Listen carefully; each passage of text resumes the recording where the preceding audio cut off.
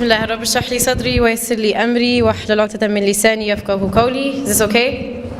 اللهم لا علم لنا إلا ما علمتنا إنك أنت العليم الحكيم. I know you're all here for Umar Sulaiman. I'm here for Umar Sulaiman too. But 15 minutes inshallah and we'll be done together. As was mentioned, I actually have been looking for the answer to this question for the past couple months.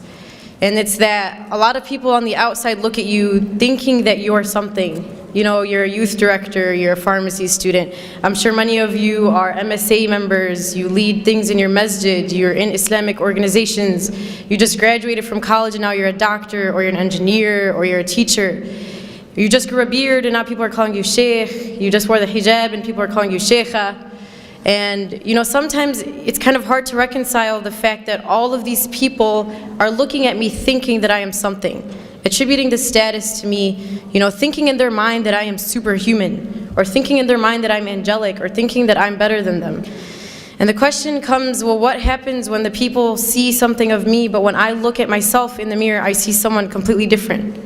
What happens when the person that people see is not who I actually believe that I am? And how do we reconcile between that? So I hope that this is a struggle that I'm not the only one facing. Does anyone kind of feel me on this? All right, alhamdulillah, that's good. I actually have a story that kind of just goes along with this. One of my halqa students actually came up to me the other day. Actually, this was a couple months ago. And she was like, so Shireen, like when you go home, like do you just eat dates and drink zamzam? And I was like, no, homegirl, I eat cereal in the morning and I eat burgers for lunch and I eat kushari for dinner. You know, I'm normal. You know, just because I'm at the masjid doesn't mean that I eat something different or I breathe a different type of oxygen than you do.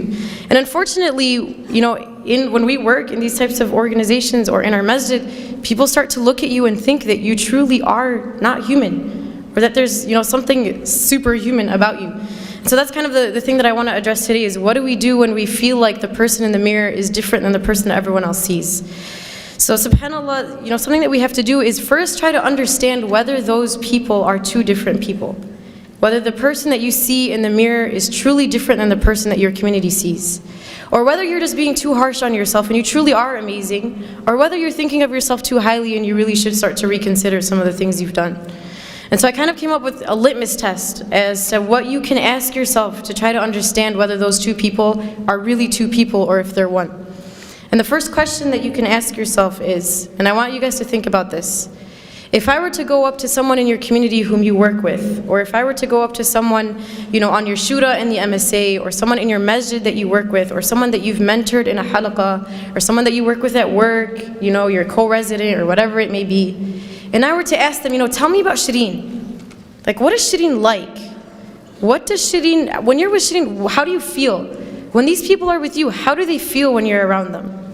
And think of that answer. If I were to go up to someone at work or someone that you work with, what would they describe you as? Okay, think about that in your mind. Now, if I were to go and ask your sibling at home, or ask your mother, or ask your father, or ask your brother, what is Shireen like to you? How do you feel when Shireen is around you? How does Shireen make you feel? Do you get a different answer? Is it that the people outside think something of you, and when you treat them a certain way, yet you go home and you treat the people at home differently? And if you find that those two answers are different, then know that there's a problem. And again, I wrote this because I need the answer, and I'm saying this to myself before anyone. My mother's in the audience and she can attest to this. But I'm sure many of us can look within ourselves and say, you know what, those two answers are different. The person that I am on the outside is different than the one I am at home. The person that the community sees of me is different than the one that my mother sees of me. You know, and the Prophet ﷺ told us, he said, خَيْرُكُمْ خَيْرُكُمْ لِأَهْلِهِ وَأَنَا خَيْرُكُمْ لِأَهْلِي. He said that the best among you are the best to your family and I am the best to my family. Why does the hadith not say, خَيْرُكُمْ خَيْرُكُمْ, the best of you are the best to your communities? Or the best of you are the ones who give the best speeches? Or the best of you are the ones who give the best halaqas? Or the best of you are the best at work? Because it's really easy to be good outside. It's really easy to be nice to the people at work because if you're not, they're going to subtweet you on Twitter. And if you're not, they're going to think you're terrible. And they're going to have this illusion of who you are and they're going to talk bad about you. But if you do something bad to your mom, she's not going to disown you, I hope. You know, if you're disrespecting your sister, she's still going to be your sister. But if you do something bad on the outside, you can potentially ruin a relationship. And so that's why it's easy for us to be good on the outside, but it's hard to be good at home. And that's why the hadith goes that the best of you are the best to your family, because your true character comes out at home. When you've had a long day at work or a long day at school, you face a lot of difficulties, a lot of struggle, you've had a hard day, and you've tucked it in so no one sees it of you, no one sees the flaws, no one sees the weaknesses. But then you go home and you unleash the monster. You unleash the thing that's been building within you the entire day. And who do you unleash it to? The people that you should care about most. The people that deserve the most respect from you. You know, and that's what we do. So I need you guys to think about that.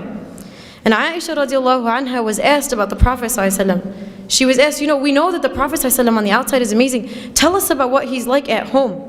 We don't get to see him at home. Aisha, tell us what he's like at home. And her response was profound, not just in the way that she described the Prophet, but the fact that it came from her. She said, كَانَ قُرْآنًا يَمْشِي, that he was a walking Qur'an. He wasn't just a walking Qur'an when he was at the masjid. He wasn't just a walking Qur'an when he gave a halaqah. Not just when he was in the community. He was a walking Qur'an when he was at home too. The Qur'an that he was walking, he walked outside and he walked inside. The people who were within his home felt the same way that the people on the outside felt. That's why this is profound.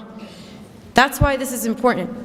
But I'm sure all of us are trying to be that Qur'an and Yamshi on the outside. We're trying to be that amazing halaqah giver on the outside. We're trying to be awesome to everyone on the outside, yet to the people at home we don't care. And there's a beautiful line of poetry that I read the other day, and it's scary. Listen to this. What good am I if I do not fill the plates of the ones who fed me, but fill the plates of strangers? What good am I if I do not fill the plates of the ones who fed me, yet fill the plates of strangers? What good are you if the one who raised you doesn't see anything from what she's raised you with? What good are you as the one who fed you doesn't see any of the fruits of what she's taught you? The one who spent her blood, sweat, and tears on you for 20, 30 years. And the one who is the reason as to why you are who you are today. The one who helped you get there. Yet as soon as we get our degree, as soon as we can speak, as soon as we're something to the community, we forget about everyone who taught us. We forget about the people who made us who we are. So that's the first question you want to ask yourself. What does your public self look like? Versus what does your family see of you? What do the people in the community see? Versus what does your mother see? And what do your siblings see? And the second question that I want you guys to think of, and again, I'm talking to myself before anyone here, is compare what your salah looks like in the masjid, when there's a bunch of people in the congregation, versus your salah at home when the only person that can see you is Allah. When you're at the masjid, do you tend to read the longer surahs? Do you tend to pray the sunnah and then stay and do the adhkar after? And when you're at home, do you do the same? Or when you're at home, is it Qul Huwallahu Ahad and then you're done, and then you don't even pray sunnah and you don't even do adhkar, and then you move on to the next thing, right? And I'm sure if we were to think within ourselves, the answer to those two questions, at least for myself, is probably different. That when I'm outside, I'm acting a certain way, yet when I'm inside, I'm not the same.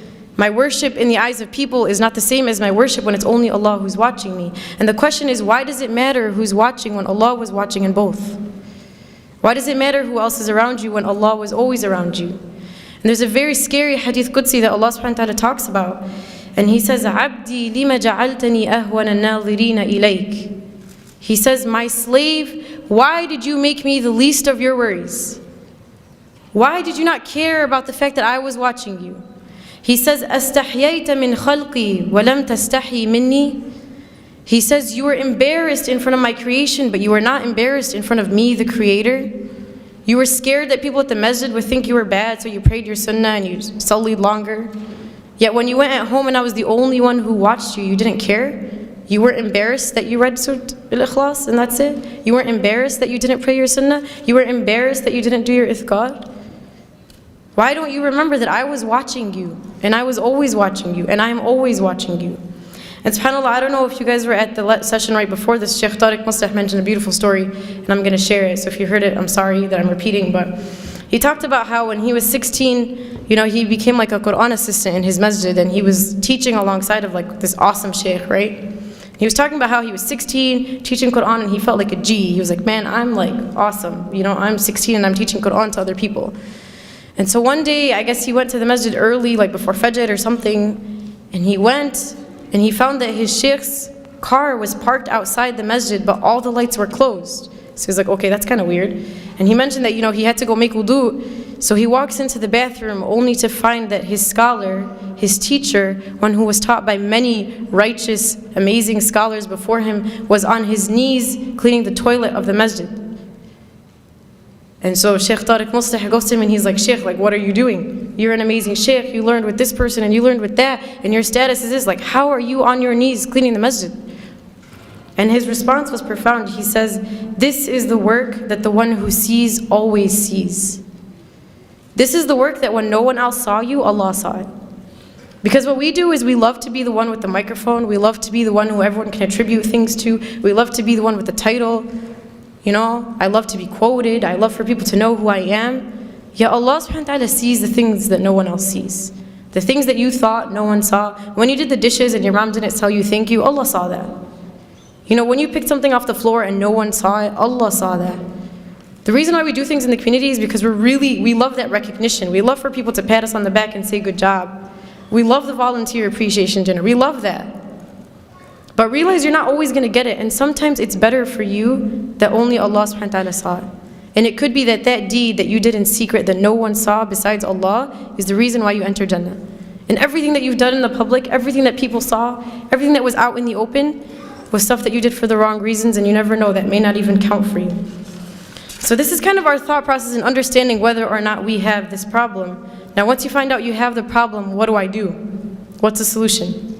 So a couple things I was thinking about is if you feel like people are holding you up to this standard, you know, you are this and this and this, and you have this title and this title and this title, and you're amazing.